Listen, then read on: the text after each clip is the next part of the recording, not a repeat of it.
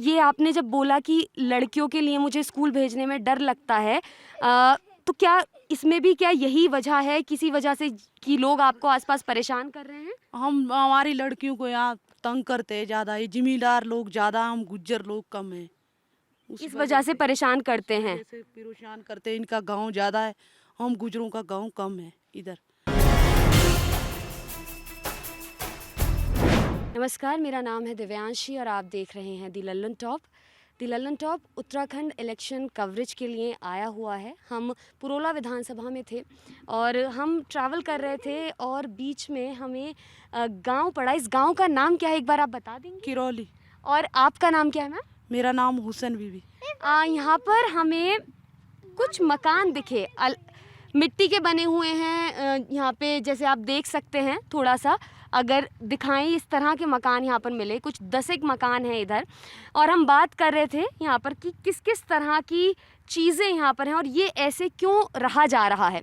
तो हमारी बात हुस्न जी से हुई। तो क्या क्या यहाँ पर किस किस तरह की चीज़ों से आपको परेशानी होती है और आप लोग यहाँ पर कैसे रह रहे हैं? हम तो ऐसे रह रहे हैं, हमारी मजबूरी है। यहाँ हमारे घर ऐसे ही है, कच्चे, काम नहीं होते है, बस दिहाड़ी मजदूरी होती है, उसी वजह से होती है बस। ये आपने बताया था जब हम बात कर रहे थे, आप गुज्जर कम्युनिटी कहते हैं, आप 6 महीने हरिद्वार की साइड में रहते हैं, 6 महीने यहाँ पर आके रहते हैं।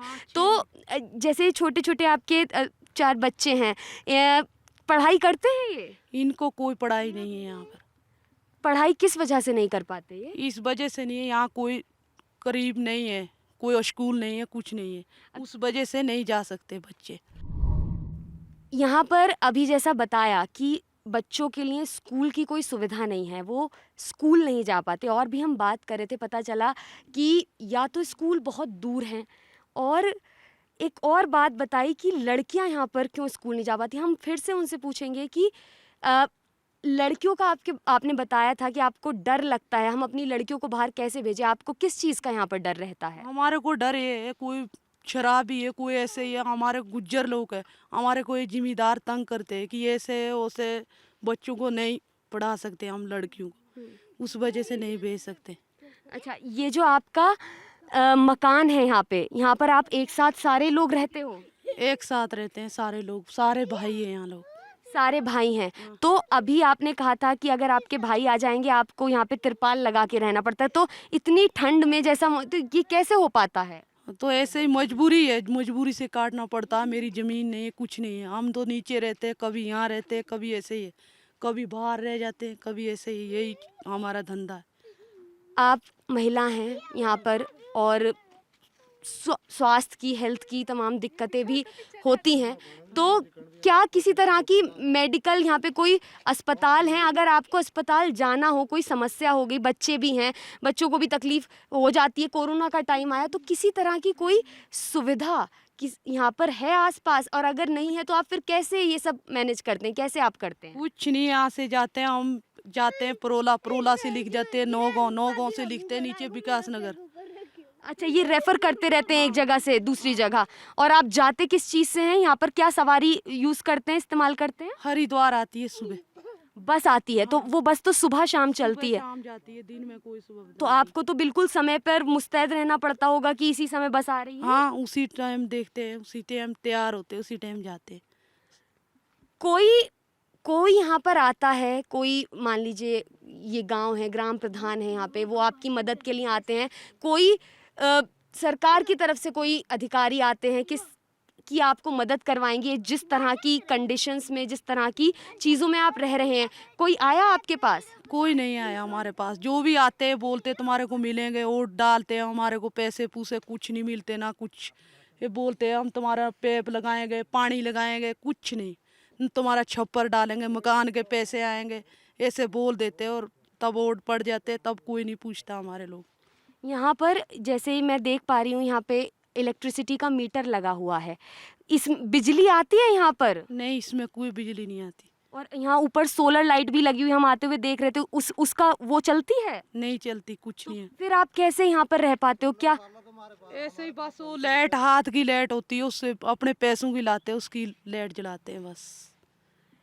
एक और चीज़ मैं पूछना चाहती हूँ, यहाँ पर आप बता रही थी हम इनसे बात कर रहे थे पहले, कुछ लोग यहाँ पर इन्हें परेशान करते हैं। वो पूरी चीज़ हमें बताएं। कोरोना के टाइम पे भी जैसे कुछ लोगों ने परेशान किए थे हमारे मर्द और औरतों को, कहीं जाने नहीं देते। ये क्यों परेशान करते हैं, क्या कहते हैं? ये बोलते हैं मुसलमानों को ज़्यादा कोरोना होता है, मुसलमान ऐसे होते हैं वैसे होते हैं, जाने नहीं देते, सामान नहीं लेने देते, सड़क के किनारे नहीं चलने देते, भैंस पशु को लेकर खुद आगे जाते हैं, उनको भी भगाते हैं उरे पर।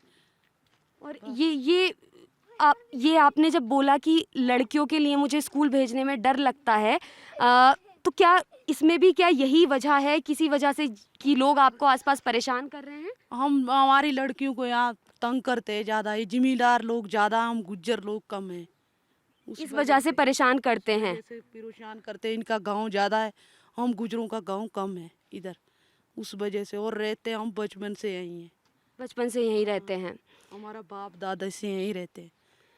तो कभी जैसे इतने छोटे छोटे बच्चे हैं, इनको किसी ने भी आके, यहाँ पे स्कूल की सुविधा तो नहीं है जैसे आपने बताया, तो कभी आपको लगता है कि हमारे बच्चे हैं, आसपास हमने देखा बच्चे स्कूल तो जाते हैं, आपको लगता है कि हाँ पढ़ाई तो कितनी ज़रूरी है इनके लिए, तो फिर सोचते तो बहुत है हम, लेकिन कहाँ पढ़ा पाएंगे, कोई नहीं, मजबूरी है हमारी, कुछ नहीं हम कर सकते, हमारी बस मजबूरी है। सरकार जो राशन देती है लोगों को, जिम्मेदारों को वो नहीं मिल रहे, जो सुविधा आती है वो ही ले जाते हैं प्रधान लोग, हमारे को कुछ नहीं मिलता। प्रधान लोग ले जाते हैं।